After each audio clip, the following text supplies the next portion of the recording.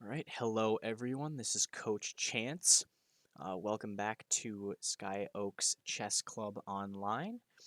And today we will be going through a game between Anatoly Karpov and Garry Kasparov, two of the best players of the 1970s and 80s in chess. And we'll be looking at one of the World Championship match games between them.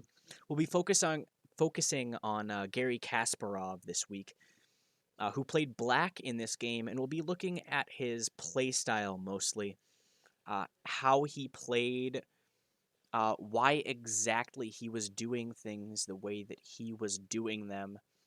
It's a mix between positional and tactical play. So for those of you who are looking to play a mixed and balanced game, this is the guy to be modeling your play style after.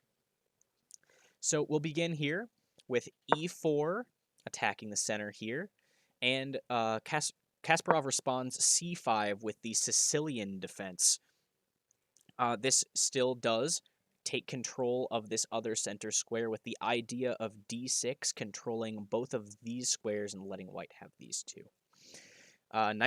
White plays knight to f3 here, and Kasparov plays an e6, which is a different variation of the Sicilian defense that does not play d6.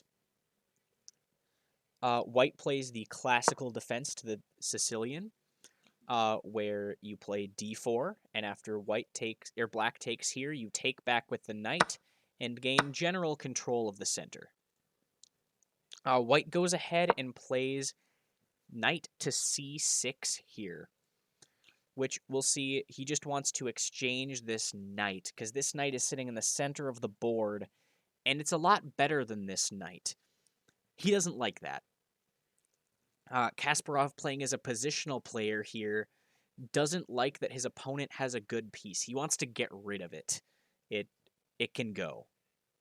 But Karpov decides, oh, okay, I'll just keep this piece. I'll play knight to b5. I can still make this piece good.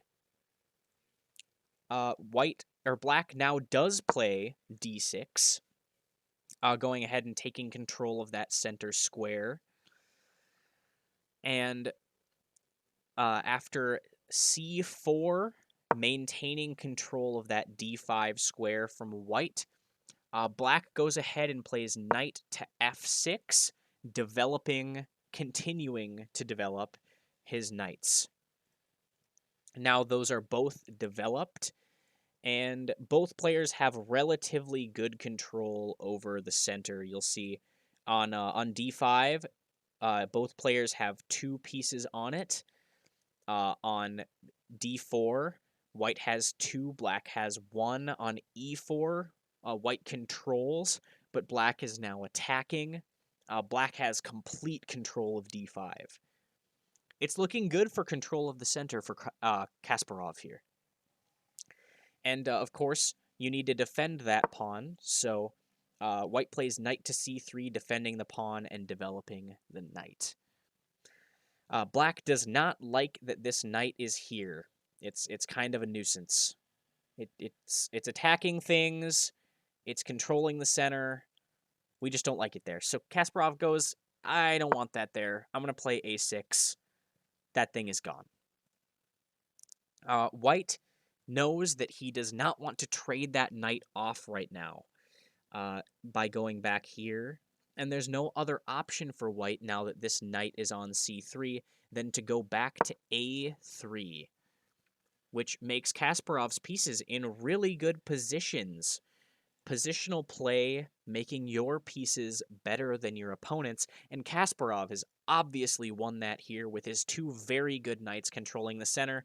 And you look at Karpov's two knights, one of them's over here on c3, and the other one's over here on a3, and, well, they're just not doing as much. But white decides that, after that, Kasparov decides that he needs to gain control of the center even more. He goes ahead and plays d5, opening up the position here. Kasparov here showing that he's a very good tactical player. Once everything is all opened up and every piece can see each other, he can find some very nice moves. And so he wants to open the game up in order to find those moves. So after pawn takes from C to D, we have pawn takes again from E to D, pawn takes here. And you'll see that if we take this pawn with this knight, we have white has 2 attackers on it, and we only have 1 defender, so we don't want to take that pawn. Which means that we do have to move this knight. We can either move it back to e7, we can move it to e5, we can move it to b4. Those are our options. d4 is not an option. The queen is just going to take that. There's no defender for the knight. Kasparov chose one of these 3 spots. I'll have you pause the video and see if you can tell which one he chose. Pause now. So, what Kasparov was looking at probably is the fact that if he goes here or here to b4 or e7, he's attacking this pawn a second time, gaining 3 attackers versus 2 defenders, unlike the 2 attackers, 2 defenders that we had before. So, Kasparov opts to take the b4 square to have his bishop a little bit more open. This is his positional play coming through. Having his pieces more open means that they are better overall.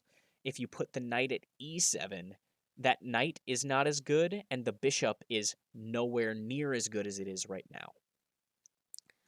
So white decides that I should probably just keep developing, which is a good move. Developing is always not a bad thing. So he plays bishop to e2, and black goes, okay, I can develop too, and develops either one of these bishops. Both of them would be fine, but Kasparov decides to play bishop to c5 here in playing for development lead. Control of the center is what he's aiming for, at least. White decides to castle. He's like, no, I don't like how open this is. I don't like that you have a lot of pieces in the center. It's just a bit scary for me. I'm just gonna go ahead and leave. I'm gonna get out of here.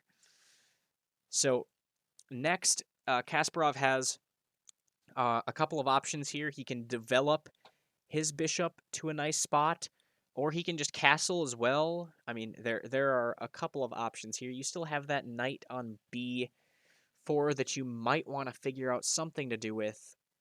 And so I'll leave you guys with a couple of options at the next pause here. You can either develop this bishop, you can castle, or you can try and find something to do with that knight. Pause now. All right, so for those of you who have chosen to develop your bishop, just fine. For those of you who have chosen knight takes d5, also a fine move that wins back your pawn. In this case, Kasparov chose to castle and get his king out of danger. And white decides that they are going to go ahead and protect this pawn. Remember, we have 1, 2, 3 attackers on it, and they have 1, 2 defenders. So that pawn is definitely in danger in this scenario. They play bishop to f3. They'll put a 3rd defender on that pawn to account for our 3 attackers. And now, of course, we cannot make the knight move that we were maybe going to make last turn.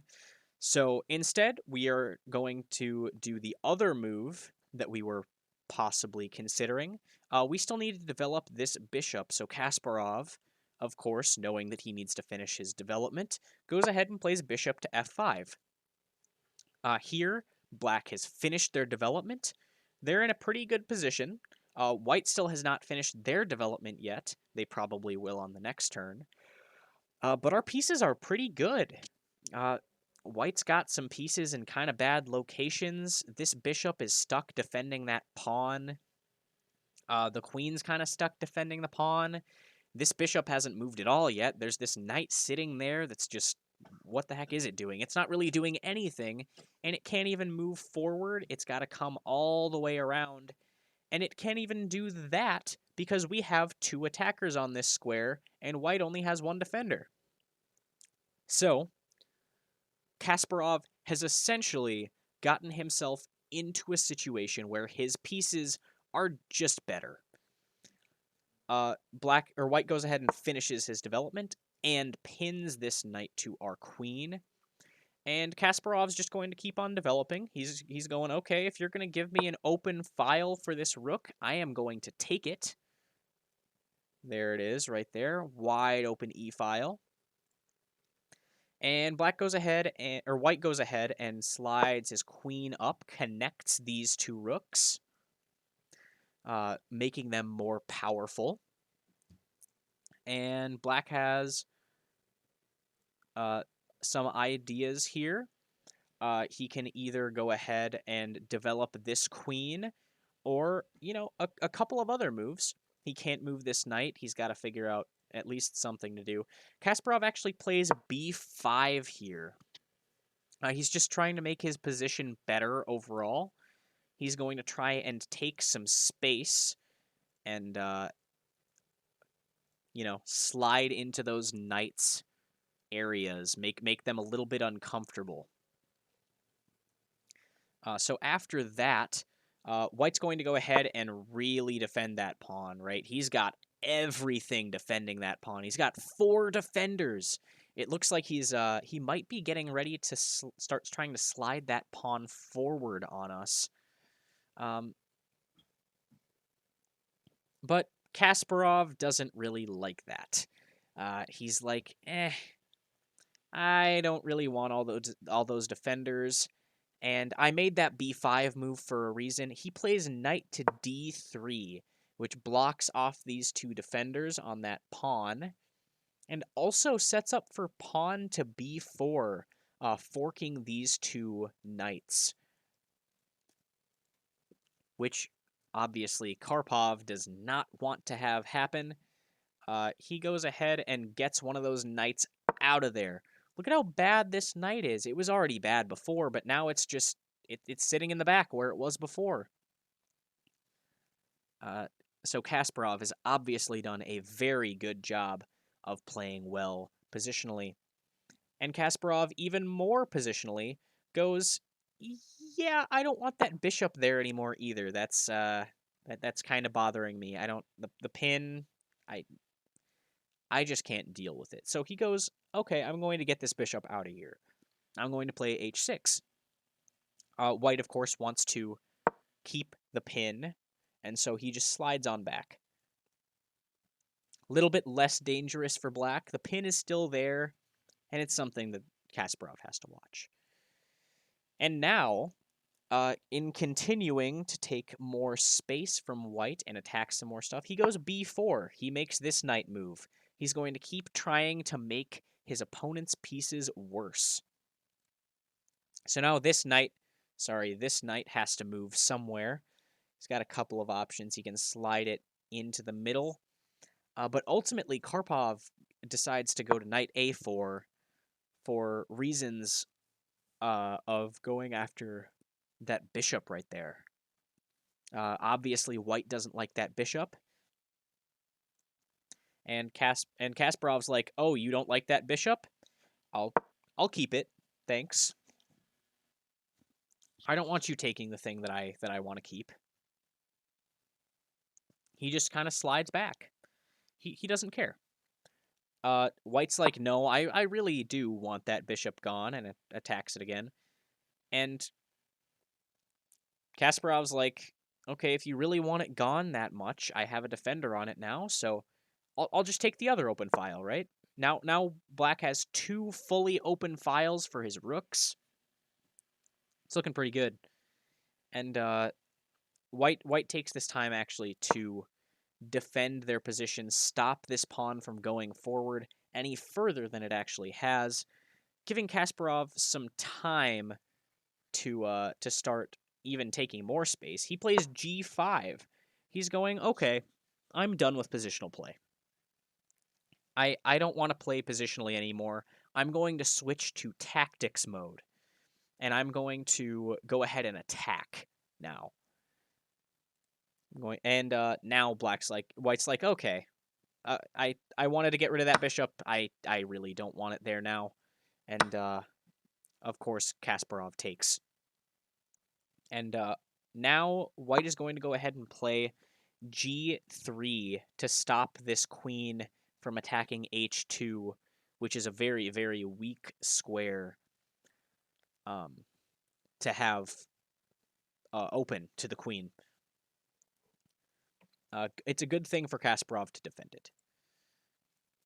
And now Kasparov's like, okay, well, I can't really do much with my attack now, so I'll just move back to positional play. I like where my bishop is. This knight's in a really nice spot.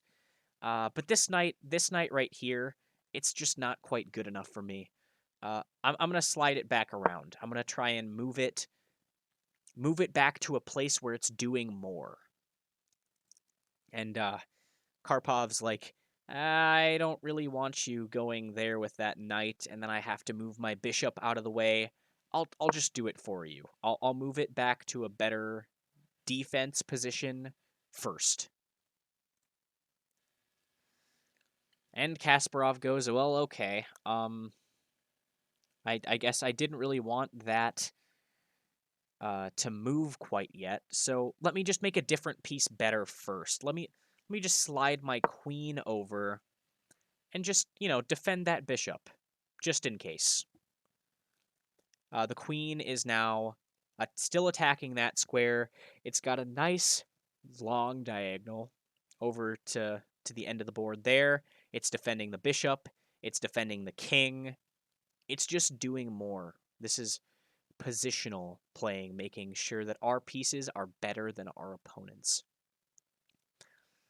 And here, Karpov goes, I just kind of want to, make sure that I'm not dealing with this pawn so far up in my space. He plays a3, trying to get rid of it.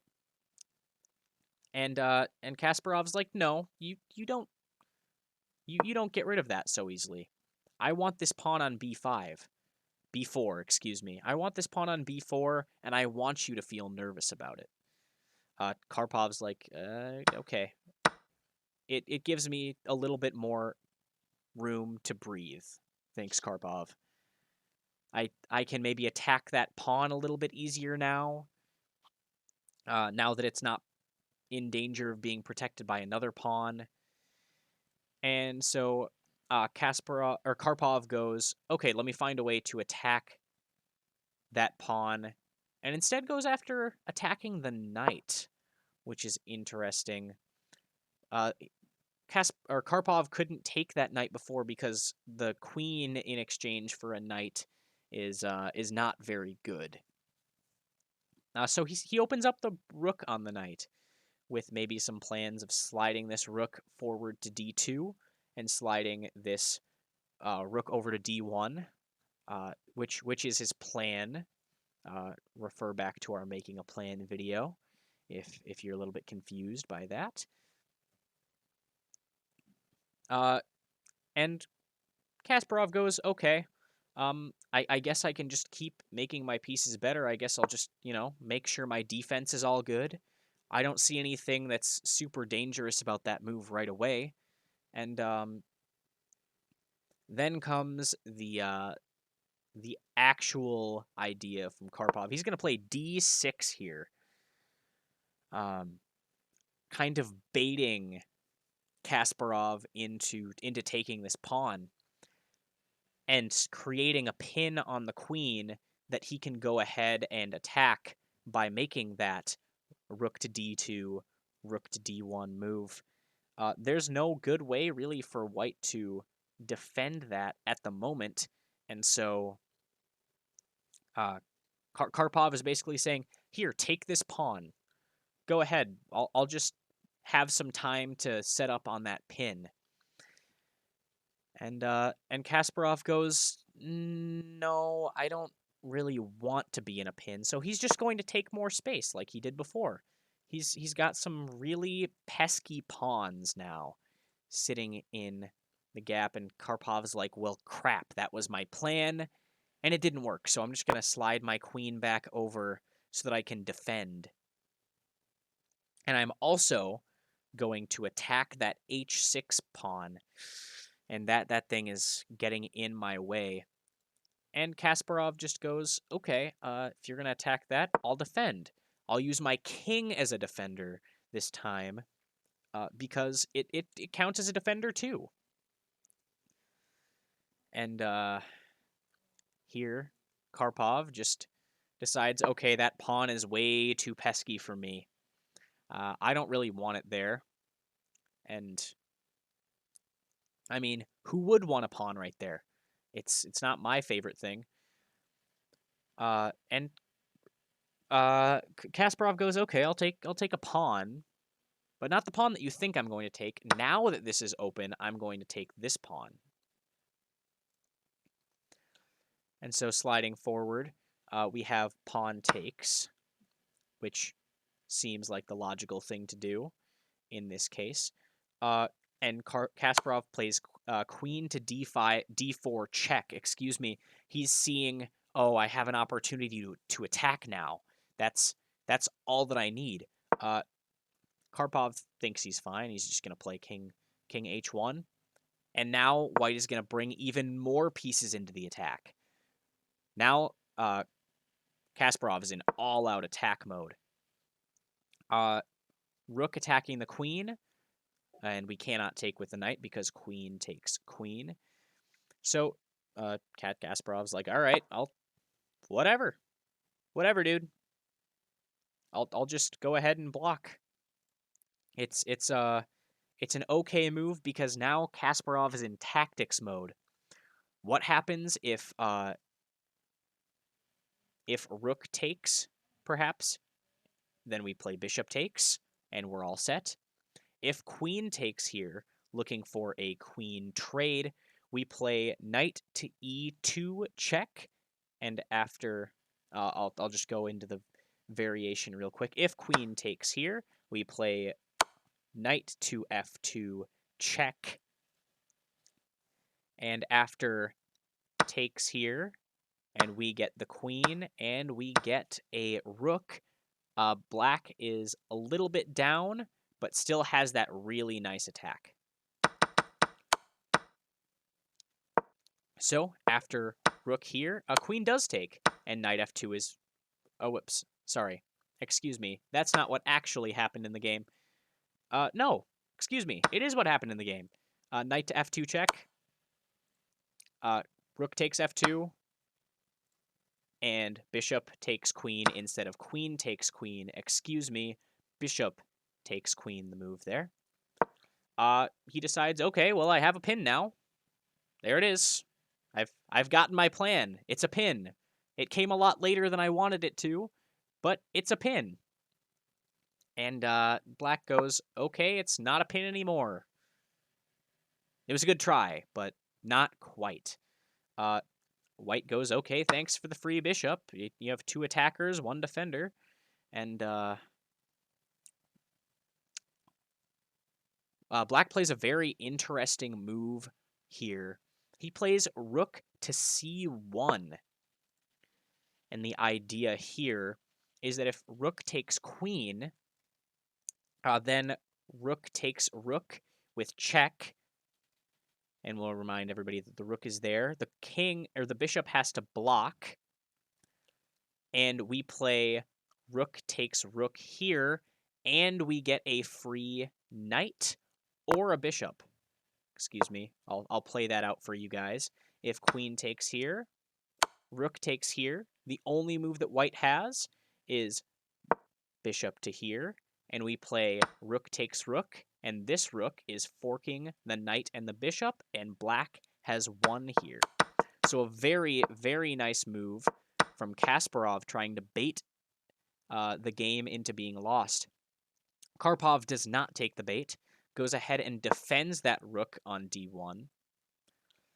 And Kasparov's like, well, crap, I gotta get out of there, right?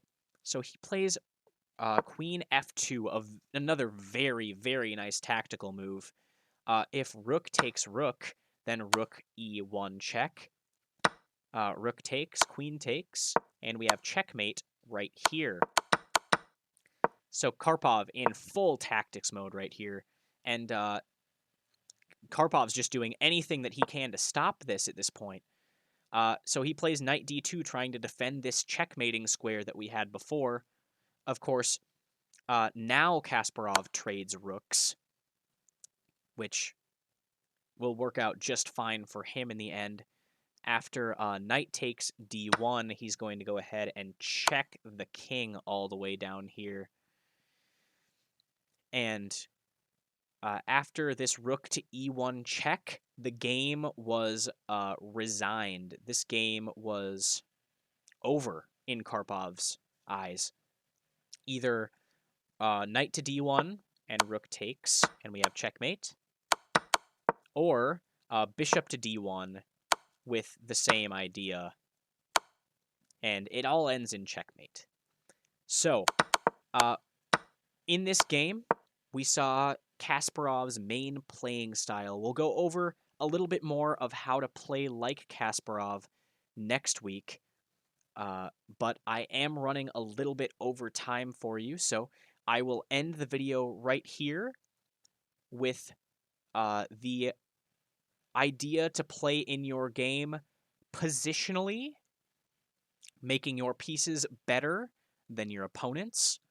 And then afterwards, when you see an opportunity to play tactically, to attack, and to make good moves that win you pieces. Have a great week, and I will talk to you at the end of the lesson.